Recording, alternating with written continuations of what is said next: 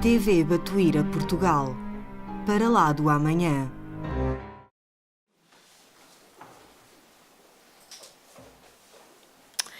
Então hoje, quando aparecer, vamos falar sobre este tema. É evidente que é um tema extensíssimo, que tem muita coisa a dizer e, portanto, vamos tentar o mais possível resumir para ficarmos com uma noção de, efetivamente, qual é a importância da influência do espiritismo no progresso humano. Muito obrigada. Então, nós sabemos que até hoje, e é um facto, a humanidade tem feito progressos que são incontestáveis. Com a sua inteligência, o homem chegou a resultados que nunca antes tinham sido alcançados sob o ponto de vista da ciência, da arte e até, em primeiro lugar, quase do bem-estar social e material. No entanto, não há dúvida nenhuma que ainda temos um enorme progresso a realizar. O de fazermos com que entre todos nós reinem o quê? A fraternidade e a solidariedade, que são as duas coisas, juntamente com a caridade, mas que essa caridade está implícita na solidariedade e na fraternidade verdadeiras, dizia eu, que vão assegurar-nos o quê? O bem-estar moral, que é aquilo que nos faz falta. Hoje precisamos não só de continuar a desenvolver a inteligência, mas também e principalmente de elevar os nossos sentimentos. E para isso precisamos de destruir tudo aquilo que sobrescite os nossos egoísmo e orgulho.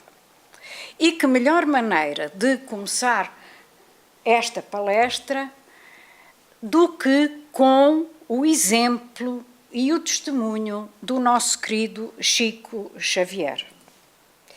E então vamos lá ver,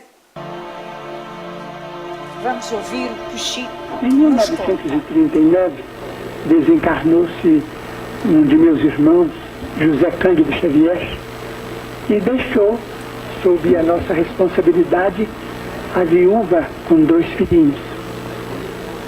A viúva de meu irmão era uma moça extraordinariamente humilde, extraordinariamente bondosa, e em 1941 ela foi acometida de grave distúrbio mental. O assunto é longo, eu vou resumir para que não venhamos a tomar muito tempo. Depois de alguns meses em que a viúva de meu irmão, que sempre consideramos nossa irmã, muito do coração, depois de alguns meses em que ela estava conosco, em casa doente, o caso agravou-se e foi preciso a internação numa casa de saúde mental, o que foi providenciado em Belo Horizonte com o auxílio de médicos amigos da cidade de meu nascimento, Pedro Leopoldo, perto da capital de Minas Gerais. Acompanhei minha cunhada, a quem eu sempre dispensei muita consideração e muito carinho. E depois de interná-la nessa casa de saúde mental, observando o estado de muitos enfermos que estavam ali, naturalmente abrigados, com muita segurança, com muita proteção, muita assistência, eu voltei para a nossa casa com o coração muito abatido. Então, era noite e o segundo filho de minha cunhada, com meu irmão, era uma criança paralítica. A criança chorava, então eu me enterneci muito ao ver que o pequenino estava sem a presença materna. Sentei-me, comecei a orar e as lágrimas me vieram aos olhos. Pensando em meu irmão desencarnado, muito moço ainda, na viúva, tão cedo assim, numa prova tão difícil, e sentindo a minha incapacidade de dar a ela a assistência precisa, senti que a minha emoção era muito grande. Então, achegou-se a mim o espírito de nosso Emmanuel e me perguntou por que é que eu chorava. Então eu disse a ele que naquela hora eu me enternecia muito por ver minha cunhada viúva numa casa de saúde mental, em condições assim precárias. Então ele disse, não, você está chorando por seu orgulho ferido. Vocês aqui têm sido instrumentos para a cura de alguns casos de obsessão, para a melhora de muitos desequilibrados. E quando aprove ao Senhor que a aprovação viesse debaixo do teto de vocês, você está com o coração amargurado, ferido, porque foi obrigado a recorrer à assistência médica, o que é muito natural, e uma casa de saúde mental, um sanatório, um hospício, é uma casa de Deus. Você não deve ficar assim. Então eu disse a ele que concordava com ele, mas que eu pedi a ele, como espírito benfeitor, que trouxesse a minha cunhada de volta ao lar, porque a criança, o segundo filho dela, era paralítico, e aquele choro da criança atestava a falta que o pequenino estava sentindo dela. Então ele disse que ela voltaria, mas aquele ela voltaria que ele disse podia ser depois de muito tempo, o que de fato só aconteceu depois de 2 anos. Então eu disse a ele, se eu queria que ela voltasse depressa, ele então me disse, imaginemos a Terra como sendo o palácio da justiça. Nós estamos aqui para rasgar o processo ou é para cumprir o processo? Então eu disse, estamos aqui para cumprir, né? Mas continuei chorando porque observei que o assunto era mais grave do que eu pensava. Então ele disse assim, por que você continua chorando? Eu então, querendo me agastar muito indevidamente, porque a minha atitude era desrespeitosa diante de um amigo espiritual tão grande e tão generoso. Eu disse, eu estou chorando porque afinal de contas o senhor precisa saber que ela é minha irmã. Então ele disse assim, pois eu me admiro muito, porque antes dela, você tinha lá dentro daquela casa 300 irmãs, e eu nunca vi você ir lá chorar por nenhuma. A dor Xavier não é maior do que a dor Almeida, do que a dor Pires, do que a dor Soares, a dor de toda a família que tem um doente. Se você então quer seguir a doutrina que você professa, enquanto ao invés de chorar por ela, você toma o lugar dela ao lado da criança que está doente, precisando de calor humano. Substitua a nossa irmã, que assim você vai exercer a fraternidade. Foi uma lição que eu não posso esquecer. Bom, e aí está efetivamente o exemplo do nosso Chico, não é verdade?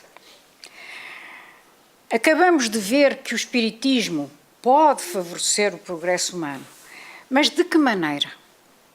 Como chegamos então ao patamar evolutivo de um espírito como Chico Xavier? É isso que vamos tentar agora ver. Começamos então com Leon Denis no livro O Progresso, em que ele diz o seguinte: o progresso é a aspiração pelo melhor, pelo bem. É a prova da existência em nós de um princípio superior, de alguma coisa grandiosa, quase divina, que nos encaminha para destinos mais altos, que nos lança sempre para a frente, nos domínios do pensamento e da consciência. E nós dizemos que sabemos que este progresso, porque já nos foi dito e é constatável que o progresso da humanidade, sem dúvida, que é lento, até mesmo muito lento, embora a espiritualidade nos diga que é constante e ininterrupto. Portanto, está sempre a acontecer. E, embora pareça que esse progresso está a regredir, o que acontece em determinados períodos transitórios, como aquele que atualmente nós estamos a atravessar, este recuo aparente não é senão o prenúncio, isto é, os primeiros sintomas de uma nova etapa de ascensão. Recordemos que a Terra se encontra precisamente na época de transição, para passar do mundo de provas e expiações para mundo de regeneração.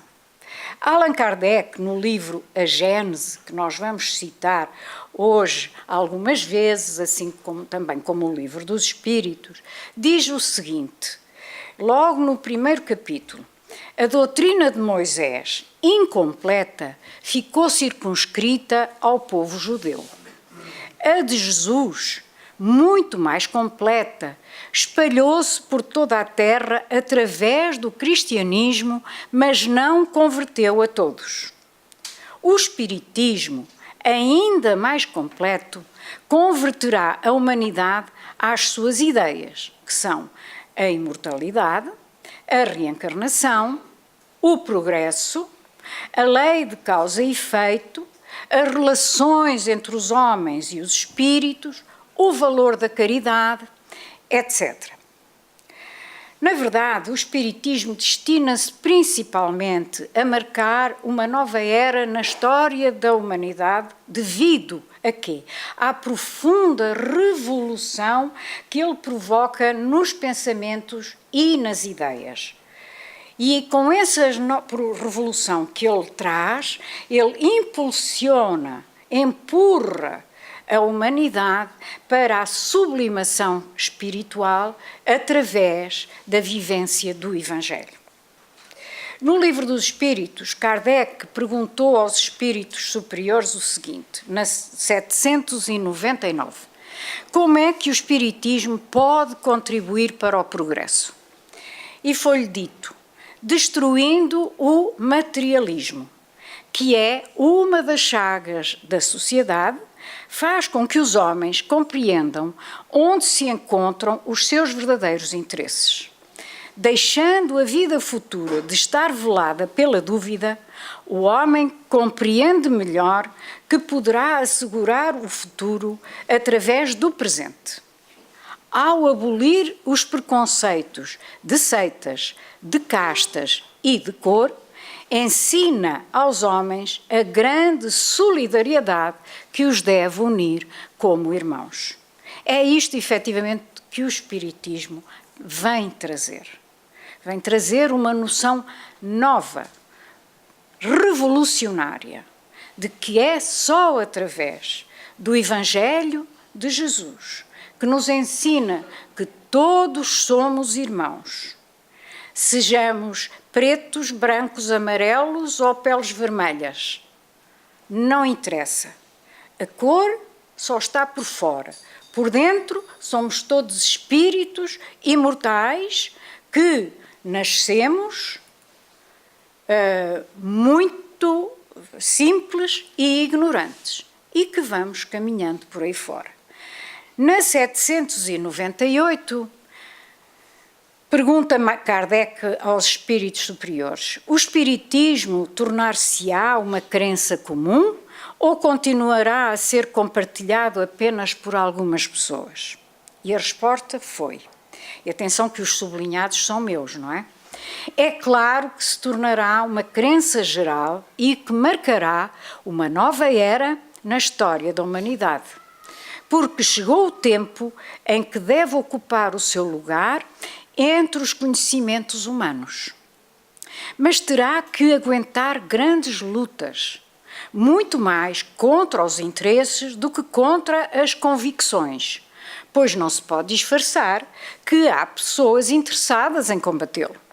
Umas por amor próprio, outras por causas inteiramente materiais. Mas, como os seus opositores ficarão cada vez mais isolados, serão forçados a pensar como toda a gente, sob pena de se tornarem ridículos. E no comentário que faz relativamente à pergunta 982 do Livro dos Espíritos, Kardec afirma o seguinte: a crença no espiritismo ajuda o homem a melhorar, fixando-lhe as ideias sobre certos pontos do futuro. Apressa o progresso dos indivíduos e das massas, porque permite compreender o que seremos um dia. É um ponto de apoio, é uma luz que nos guia. E, continua ele, o Espiritismo ensina o homem a suportar as provas com paciência e resignação. Afasta-o dos atos que podem atrasar a felicidade futura. E é assim que contribui para essa felicidade, mas ninguém diz que sem ele não se possa consegui-la. É bom que se diga que, efetivamente, o Espiritismo não vai contra nenhuma religião, outra que não seja a nossa. É o que ele aqui diz. Ninguém diz que não sendo espírita, não se possa também chegar a conseguir a felicidade. O que se diz é que com os conhecimentos espíritas é muito mais fácil e muito mais racional chegar a essa felicidade. Na 780 há todas estas perguntas de número, começando por 700, são da lei do progresso que está inserida no livro dos Espíritos, na terceira parte. Então, na pergunta 780A, diz assim, ele perguntou, como é que o avanço intelectual pode conduzir ao progresso moral? Porque nós sabemos que até hoje o progresso intelectual tem vindo a ser muito maior do que o progresso moral.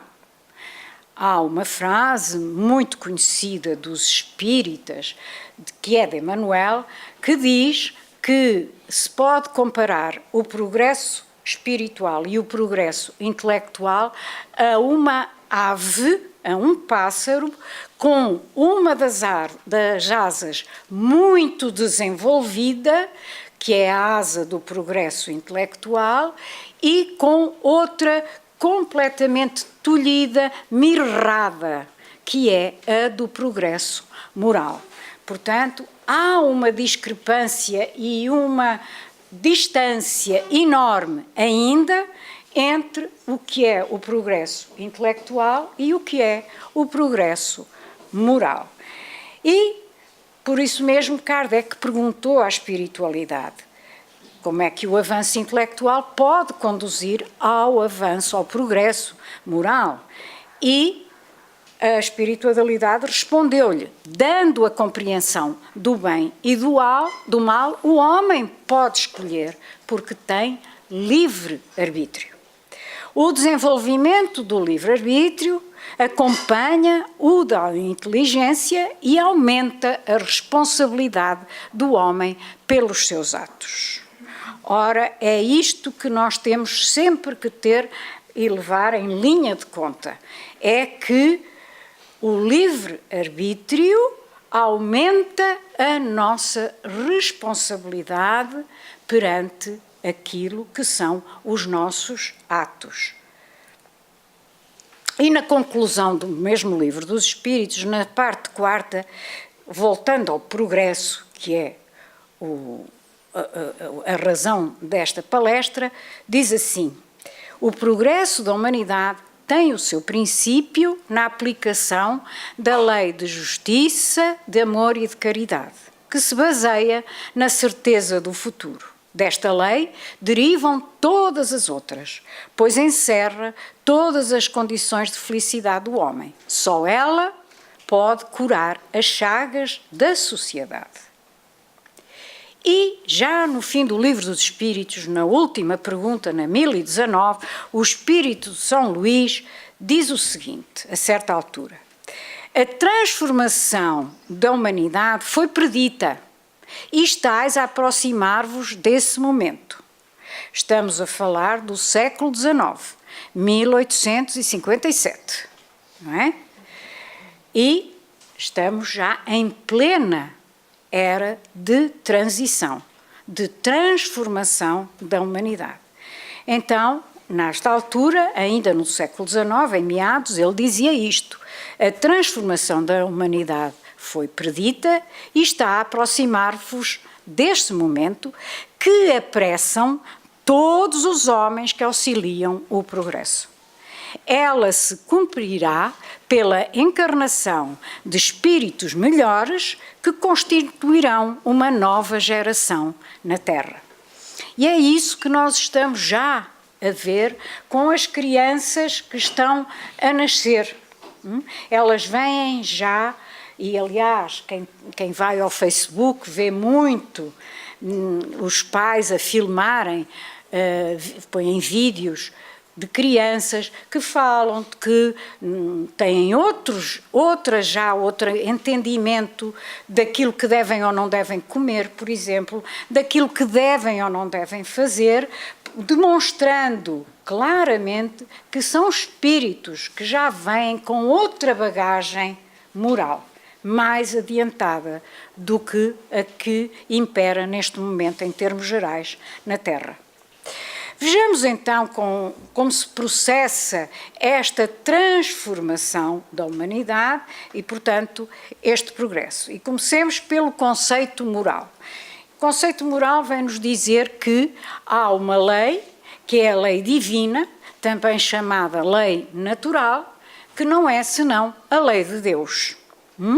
E que as bases fundamentais da lei de Deus são duas: a justiça, o equilíbrio e o amor e a igualdade de oportunidades. E nós dizemos ainda que a lei divina, a lei de Deus, por muito que nos pareça o contrário, não é uma lei punitiva, não castiga, ela educa, é uma lei educativa. Porque, como nós sabemos, o espírito é criado simples e ignorante e aprende com as reencarnações, ao ir acertando e errando até atingir um dia a perfeição, que é o fim de todos nós. As primeiras experiências são incertas e as reencarnações são sempre compulsivas. Praticamente não há consciência nem livre-arbítrio no início destas reencarnações, mas gradualmente o espírito vai adquirindo as duas. Mas é o próprio espírito quem vai influenciar o seu crescimento. À medida que cresce em termos intelectuais e espirituais, vai adquirindo mais consciência e, portanto, vai adquirindo maior e mais livre-arbítrio. E nós dizemos, como nós sabemos todos, que a sementeira é livre, mas a colheita é obrigatória, visto que plantamos o bem ou o mal porque quisemos. E normalmente no passado o que plantamos foi o mal, pouco bem ainda plantamos. Portanto, o chamado destino é apenas e só o resultado do nosso comportamento, isto é, conforme usarmos o bem ou o mal, conforme usarmos bem ou mal o nosso livre-arbítrio, que é um atributo de Deus e que personifica, que é um atributo do Espírito, de nós espíritos, e que personifica a justiça de Deus. E a verdade é que nós nos desviamos com muitíssima frequência desta lei do progresso que nos incita sempre a caminhar mais e melhor para a perfeição, seguindo a lei de Deus. E é estes desvios frequentes da lei do progresso que nos faz estacionar. E daí ser tão lento o nosso progresso espiritual. Como exemplos do nosso estacionamento, podemos falar e exemplificar, não, mas dar, enfim, como menção, todas as paixões inferiores que todos nós temos, as vinganças, etc, etc. E com as paixões inferiores estou-me a referir a tudo aquilo que vocês possam imaginar de menos bom. Paixões mesmo, vícios, e aquilo a que nós também benevolamente entre aspas, chamamos defeitos e que, para a espiritualidade, são na mesma vícios. Nós chamamos defeitos, mas a espiritualidade chama-lhe vícios, tal como o vício do sexo, o vício da droga, o vício do álcool, o vício do tabaco. Os defeitos, que é conservarmos o rancor, falarmos mal dos outros, criticarmos por tudo e por nada, etc, etc, etc, são considerados também vícios e não defeitos. Tudo isto leva-nos a estacionar e perdermos encarnações sobre encarnações sem sair do mesmo sítio praticamente. E também, portanto, cada um de nós é bom que se lembre que vai percorrer o seu caminho com as suas conquistas já feitas e com as suas provas ou expiações. Lembremos-nos também que tudo aquilo que nós fazemos, de bom ou de mal, fica registado energeticamente no nosso perispírito. E é depois esse perispírito que faz a bagagem, digamos assim, com que nós reencarnamos. E, portanto, são essas as nossas conquistas, ou as nossas provas, ou as nossas expiações. Mas os bons espíritos também nos ensinam que podemos sempre mudar a nossa encarnação para melhor. Apesar de termos umas determinadas provas a cumprir, há sempre possibilidade de melhorarmos essas provas. Ela diz: se conseguirmos ter méritos suficientes para atenuar as provas que devemos passar na existência. No entanto, tudo vai depender do nosso livre-arbítrio, querer ou não querer. Porque pelo livre-arbítrio, nós somos inteiramente livres para decidir o caminho que queremos seguir. A nossa consciência dá-nos o discernimento para sabermos o que é bom e o que é mau, mas somos nós que escolhemos. E no capítulo 20 do livro A Vida Escreve, o espírito Hilário Silva conta a história de Saturnino Pereira, um homem que perdeu um dedo quando devia ter perdido um braço. Este exemplo é um clássico da doutrina pela lição que nos traz. Então vamos lá ver. O livro é este, A Vida Escreve, e a história, que está no capítulo 20 e que eu resumo aqui, é assim.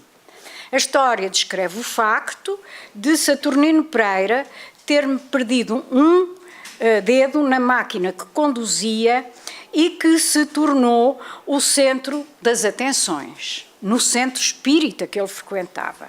E toda a gente dizia, em surdina, uns para os outros, como é que o Saturnino, sendo espírita e tão benevolente, porque era um trabalhador, enfim, que era uma referência na casa, como é que ele podia ter perdido o dedo? Porquê é que a espiritualidade não o tinha ajudado? E eles diziam que parecia que era um facto que ia contra a justiça divina. Mas à noite, na reunião privada do centro espírita que frequentava, o orientador espiritual revelou-lhe que numa encarnação anterior ele tinha triturado num engenho o braço de um seu escravo e que então o orientador disse-lhe o seguinte: por muito tempo, no plano espiritual, você andou perturbado, contemplando mentalmente o caldo de cana enrubescido pelo sangue da vítima, cujos gritos lhe ecoavam no coração, por muito, muito tempo.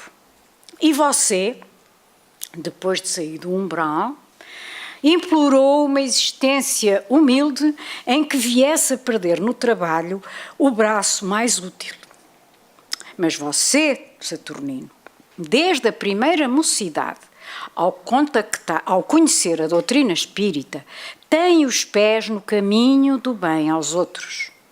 Você tem trabalhado, esmerando-se no dever. Regozije-se, meu amigo. Você está pagando em amor a sua dívida à justiça. Ora, cá está. É um exemplo que é realmente, como eu já vos disse, um clássico da doutrina espírita, e este livro aconselho vivamente a quem ainda não o tenha lido que o faça, porque é belíssimo, com umas lições extraordinárias. Efetivamente, ele devia ter perdido o braço, não é? Só perdeu um dedo. Porquê? Porque se estava a dedicar de alma e coração, desde novo, à causa e à casa espírita. Dedicava-se aos outros, dava-se inteiramente aos outros. Estava a exercer o quê? A caridade moral e também a fraternidade e a solidariedade. Então, ele é um bom exemplo para todos nós.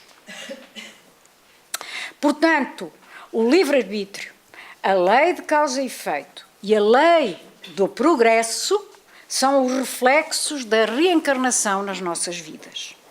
Pelo livre-arbítrio, como já dissemos, somos inteiramente livres para decidir o caminho que queremos seguir. A nossa consciência dá-nos esse discernimento para sabermos aquilo que é bom e aquilo que é mau. Mas voltamos a repetir, somos nós que escolhemos, temos liberdade de escolha.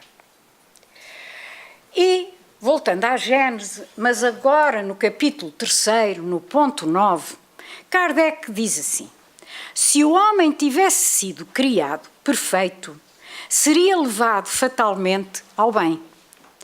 Ora, em virtude do seu livre-arbítrio, ele não é levado nem ao bem, nem ao mal. Deus quis que ele estivesse submetido à lei do progresso e que esse progresso fosse fruto do seu próprio trabalho, assim como carrega consigo a responsabilidade do mal que é feito pela sua vontade. Voltamos ao Livro dos Espíritos e à Lei do Progresso.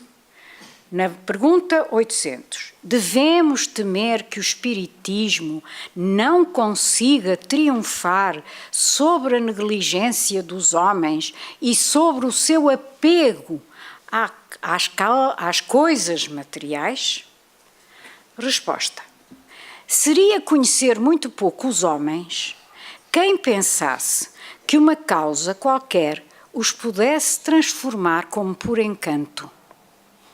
As ideias modificam-se a pouco e pouco conforme os indivíduos, e é preciso que passem gerações para que se apaguem totalmente os vestígios dos antigos hábitos. A transformação, portanto, só pode efetuar-se com o tempo, gradual e progressivamente. Com cada geração, dissipa-se uma parte do véu. O Espiritismo vem rasgá-lo de alto a baixo. Entretanto, mesmo que conseguisse unicamente corrigir no homem nem que fosse um único defeito, já o obrigou a dar um passo. Só com isto já lhe fez um grande bem, pois este primeiro passo irá facilitar-lhe os outros. Portanto, não há dúvida nenhuma que nós já demos o primeiro passo, e o primeiro passo foi ter chegado aqui. Para isso, significa que, desde já, pelo menos da última encarnação ou das últimas encarnações antes desta, nós já começámos a transformar-nos intimamente. E, a pouco e pouco, fomos-nos transformando até que chegamos à casa e à causa espírita, ao espiritismo. Aqui nós estamos a aprender que aquilo que temos que fazer é, efetivamente, transformarmos-nos intimamente. Só assim vamos conseguir, no dia da manhã, ter um espaço melhor para nós a receber-nos quando voltarmos à nossa verdadeira pátria, que é o mundo espiritual. Qual é a relação, então, entre progresso intelectual e progresso moral? Como a inteligência e a moralidade são atributos do espírito, este evolui espiritualmente em direção à perfeição sempre que progrida em qualidades intelectuais ou morais, ou então nas duas, que é o ideal. Porque, como dissemos há pouco, Manuel já diz que, enfim, podemos falar atualmente, temos a asa da intelectualidade, da inteligência muito desenvolvida, mas temos completamente mirrada, coitadinha, mesmo agarradinha ao corpo do passarinho, a asa do amor, a asa do progresso moral. Portanto, é essa que nós temos que desenvolver. E na Gênese, Kardec afirma uma coisa que é importantíssima, reparem bem. O progresso intelectual, realizado até ao presente nas mais largas proporções, é um grande passo. Começa logo, sim senhora, é um grande passo. E marca, reparem, a primeira fase da humanidade. Mas, sozinho, é impotente para regenerá-la. Reparem bem, Kardec diz logo assim, o progresso intelectual é muito importante. É um primeiro passo para todos nós, sociedade, mas sozinho é impotente para regenerar esta mesma sociedade. Enquanto o homem for dominado pelo orgulho e pelo egoísmo, utilizará a sua inteligência e os seus conhecimentos em proveito das suas paixões e dos seus interesses pessoais. Somente o progresso moral pode assegurar a felicidade aos homens sobre a terra, colocando um freio nas más paixões, nas tais paixões inferiores de que já falámos há bocadinho. Somente ele pode fazer com que reinem a concórdia, a paz e a fraternidade entre os homens. É ele que derrubará as barreiras entre os povos, que fará cair os preconceitos sociais, ensinando os homens a se olharem como irmãos, chamados a se auxiliarem mutuamente e não a viverem à custa uns dos outros. Isto foi escrito em 1868. 1868. E 150 anos depois, infelizmente, nós vemos que ainda se mantém este status quo, digamos assim. Ainda muitos de nós ainda vivem e pretendem viver à custa dos outros. Então, o Espiritismo vem nos dizer que não é assim, que isso é errado, que nós temos é que praticar fora da casa espírita aquilo que aqui vimos aprender. São os conceitos de caridade moral, fraternidade e solidariedade. E ele continua, é ainda o progresso moral, secundado, seguido pelo progresso da inteligência, que unirá os homens numa única crença, estabelecida sobre as verdades eternas, que não são sujeitas a discussão e que por isso mesmo são aceites por todos. E é aquilo que diz Leon Denis também, no seu livro Cristianismo e Espiritismo. Léon Denis, como a maior parte de vocês já deve saber, foi um dos consolidadores e continuadores da obra de Kardec. Ele está considerado entre um dos 4. Os outros 3 são Camille Flammarion, Gabriel Delanne, Paul Baudier e ainda Ernesto Bozano noutra área. Mas ele foi o mais importante de todos eles, sem dúvida nenhuma.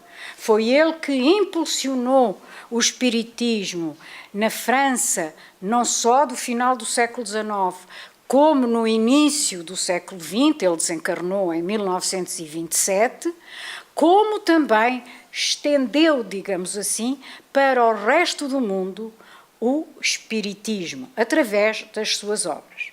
E ele diz-nos neste seu livro, Cristianismo e Espiritismo, a certa altura isto: esta será, está-se a referir ao espiritismo, claro, esta será a religião do futuro, a religião universal. Não será uma instituição fechada, uma ortodoxia regida por estreitas normas, mas sim uma fusão de corações e de espíritos. É claro que nós sabemos, porque a espiritualidade superior nos-lo disse mais do que uma vez, que antes de ser aceito como crença universal entre os homens, o espiritismo irá enfrentar lutas e obstáculos ao longo deste seu caminho que foi planificado pelo mais alto. Mas isso, de que ela se torne crença universal, vai acontecer mais tarde ou mais cedo. Reparem no que nos diz o benfeitor Emmanuel. No seu livro, A Verdade Responde. A influência do espiritismo, em verdade, a afeição do movimento libertador das consciências será precioso fator de evolução em toda a parte. E em todos os setores do crescimento terrestre à frente do futuro, ensinará e levantará, construindo e consolando com a verdade a nortear-lhe a marcha redentora. E o livro As Leis Morais, do Rodolfo Caligaris, no capítulo Influência do Espiritismo no Progresso da Humanidade, ele também diz o seguinte, que é importante: o Espiritismo destina-se não apenas a abrir um campo diferente de pesquisas à ciência, mas principalmente a marcar uma nova era na história da humanidade, pela profunda revolução que provoca nos seus pensamentos e nos seus ideais, impelindo-a para a sublimação espiritual através da vivência do Evangelho.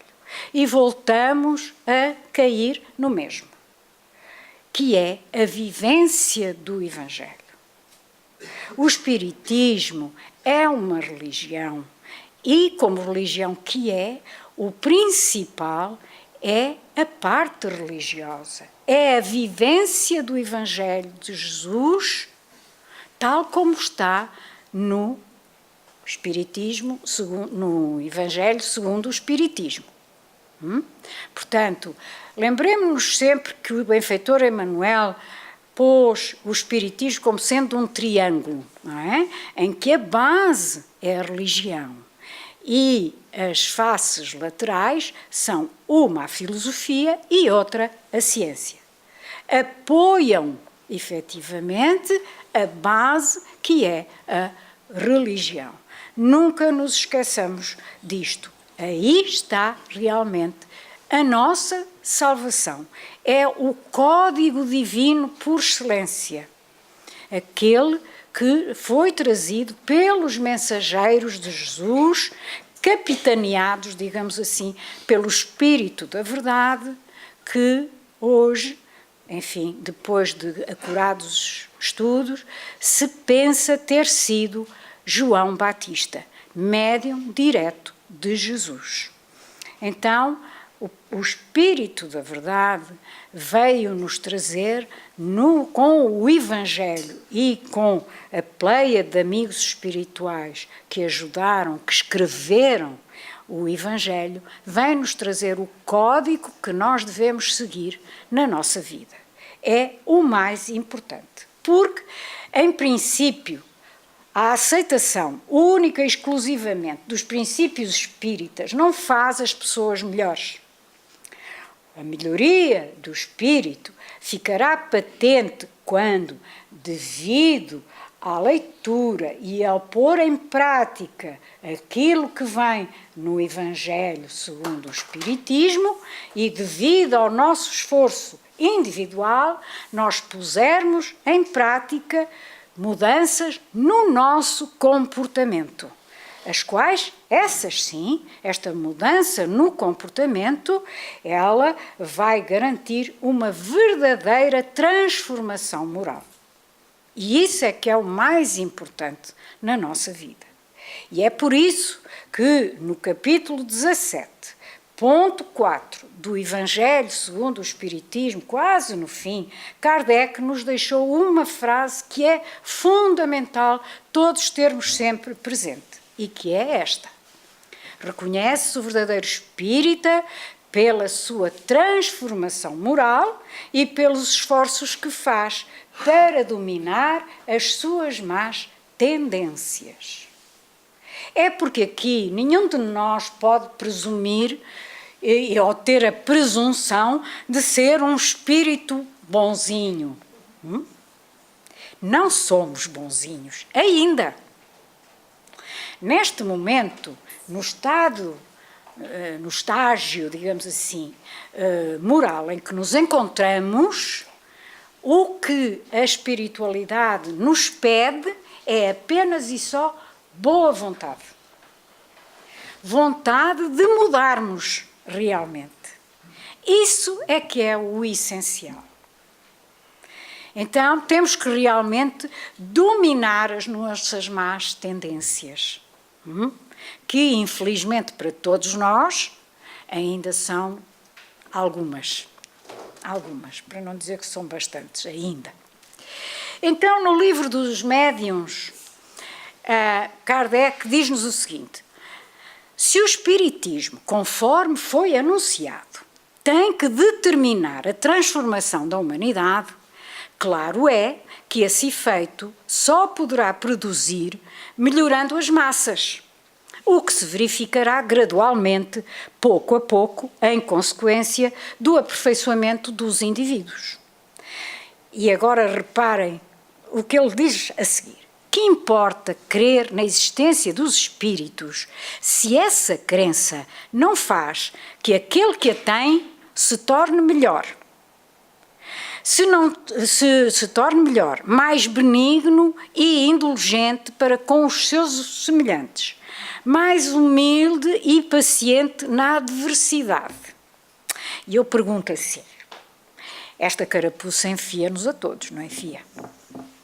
Todos nós a enfiamos, porque ainda, olha que ainda custa muito, não é? Sermos mais humildes e pacientes naquilo que não corre bem nas nossas vidas e tornarmos-nos mais indulgentes, mais tolerantes para com os defeitos dos outros.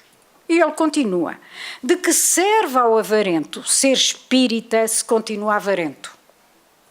Se orgulhoso se conserva cheio de si?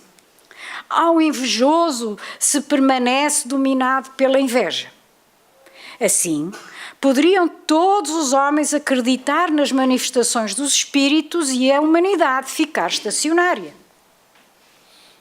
Portanto, tenhamos realmente em conta tudo isto.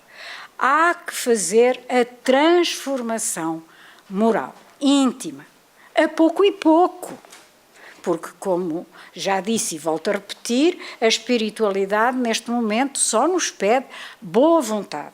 Vontade realmente de irmos transformando-nos. E ainda no comentário à questão 917 do Livro dos Espíritos, Kardec escreveu: louváveis esforços indubitavelmente se empregam para fazer com que a humanidade progrida. Os bons sentimentos são animados, estimulados e honrados mais do que em qualquer outra época. Entretanto, o egoísmo, verme roedor, continua a ser a chaga social. É um mal real que alastra por todo o mundo e do qual cada homem é mais ou menos vítima.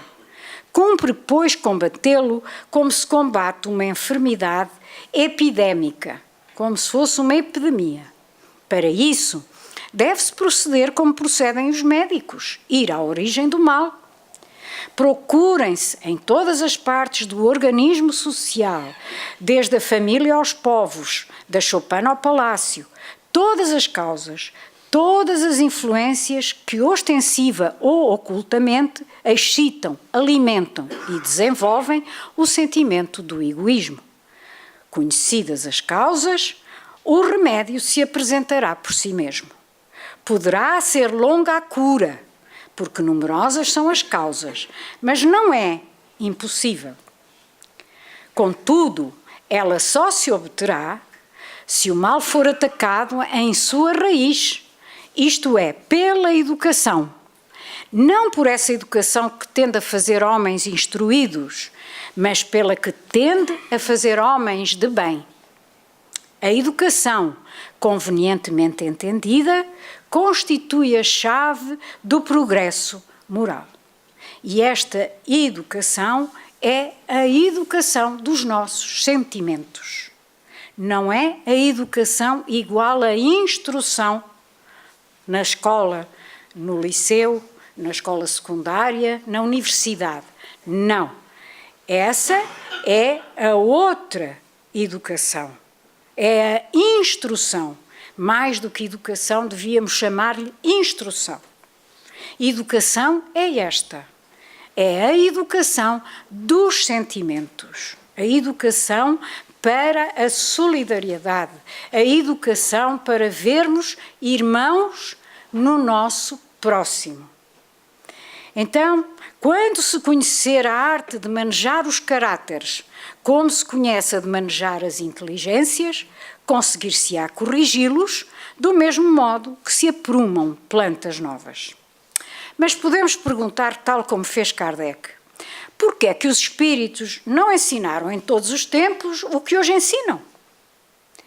E a espiritualidade respondeu: não ensinais às crianças o que ensinais aos adultos, e não dais ao recém-nascido um alimento que este não pode digerir. Cada coisa a seu tempo. Eles ensinaram muitas coisas que os homens não compreenderam ou deturparam, mas que agora podem entender. Através dos seus ensinamentos, prepararam o terreno para receber a semente que hoje vai dar fruto. E recordamos então aqui agora a Jesus, quando ele disse: tenho ainda muitas coisas a dizer-vos, mas não sois capazes de as compreender por agora. E mais à frente, aliás, mais atrás, no capítulo 14 do Evangelho de João também, ele disse: se me amais, cumpri os meus mandamentos, e eu rogarei ao Pai, e ele vos enviará outro Consolador para que fique eternamente convosco. O Espírito da verdade, que o mundo não pode receber porque não o vê nem o conhece. Mas vós conhecê-lo-eis, porque ficará convosco e estará em vós. E nós sabemos que o Espírito da verdade, portanto, foi trazido, aliás, o Espírito da verdade trouxe a terceira revelação, que é o Espiritismo, o Consolador que ele prometeu. Visto que o Espiritismo deve ser um marco no progresso da humanidade, por que é que os espíritos não apressam esse progresso através de manifestações tão generalizadas e patentes que a convicção atinja até os mais incrédulos? E ele respondeu-lhes: desejáveis milagres, mas Deus espalha-os às mãos cheias no vosso caminho e mesmo assim ainda há homens que os negam. O próprio Cristo convenceu os seus contemporâneos através dos prodígios que fez? Não vedes atualmente homens a negarem os factos mais patentes que se passam ante os seus olhos? Não há os que dizem que não acreditavam mesmo que vissem? Não, não é por meio de prodígios que Deus quer encaminhar os homens. Na sua bondade, quer dar-lhes o mérito de se convencerem através da razão. E os espíritos responsáveis pela codificação foram claríssimos e incisivos ao dizerem: por meio do espiritismo, a humanidade tem que entrar numa nova fase, a do progresso moral, que lhe é consequência inevitável. E para terminarmos, trago-vos uns extratos do livro Roteiro, do benfeitor Emmanuel, que nos fala sobre a missão do Espiritismo no seu capítulo 38. E a certa altura diz assim: a missão do Espiritismo não será destruir as escolas de fé até agora existentes. A doutrina dos espíritos apoia os princípios superiores de todos os sistemas religiosos. O espiritismo é, acima de tudo, o processo libertador de consciências, a fim de que a visão do homem alcance horizontes mais altos. Com efeito, ao combater os vícios e ao estimular o desenvolvimento das virtudes, o espiritismo tem todas as condições para influir no progresso da humanidade, promovendo a nova era. Essa era que está prometida e que é a era da renovação social e especialmente da renovação moral. O espiritismo tornar-se-á na crença universal porque representa a chave de luz para os ensinamentos do Cristo, tal como Emmanuel também nos continua a dizer na mesma página, em que diz assim: o espiritismo vem alargar ao homem a senda para mais elevadas formas de evolução. Chave de luz para os ensinamentos do Cristo, explica o Evangelho, não como um tratado de regras disciplinares nascidas do capricho humano, mas como a salvadora mensagem de fraternidade e alegria, comunhão e entendimento, abrangendo as leis mais simples da vida.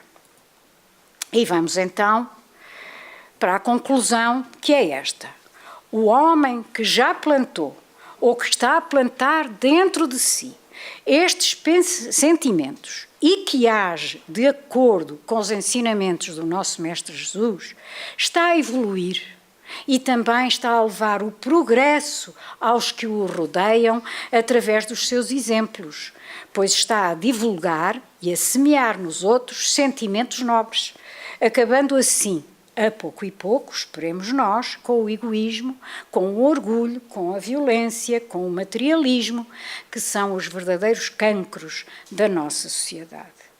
E que possamos todos fazer parte deste exército que luta pelo bem e pelo progresso da humanidade. E que Jesus nos abençoe, porque tal como Ele próprio disse: eu sou a luz do mundo. Quem me segue não andará nas trevas, mas terá a luz da vida. Muito obrigada e muita paz a todos.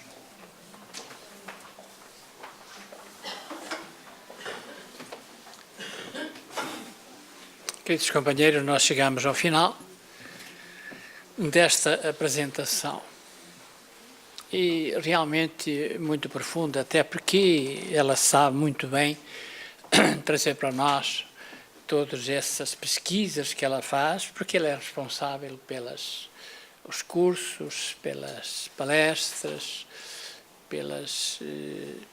todo o trabalho de divulgação desta casa. E é por isso que nós procuramos sempre trazer um espiritismo mais através dos ensinamentos e através das lições que os livros nos trazem. Queríamos dizer para vocês que aquele seminário que tivemos aqui já está no ar através da nossa TV. E não consegue passar, que anotavam quem não tem o cartão.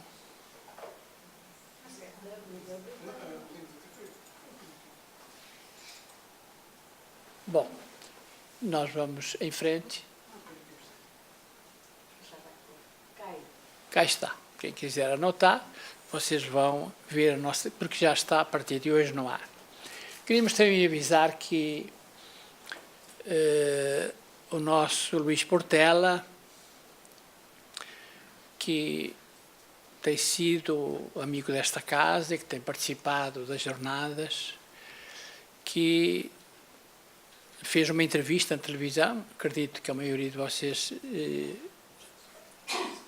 assistiu. Nós temos o livro dele aqui na casa a um preço até convidativo. Portanto, quem quiser adquirir, pode o fazer. E perante isto, nós não tínhamos mais nada que dizer, apenas verificar que realmente esta doutrina é uma doutrina abençoada, porque esclarece, eleva-nos, ensina-nos, esclarece-nos, sempre com a verdade. E nós, nesta casa, nós primamos obedecer à espiritualidade e às suas orientações, para que possamos seguir e trazer para vocês, através de um trabalho de pesquisa, como foi o dia de hoje. Vamos para a prece final.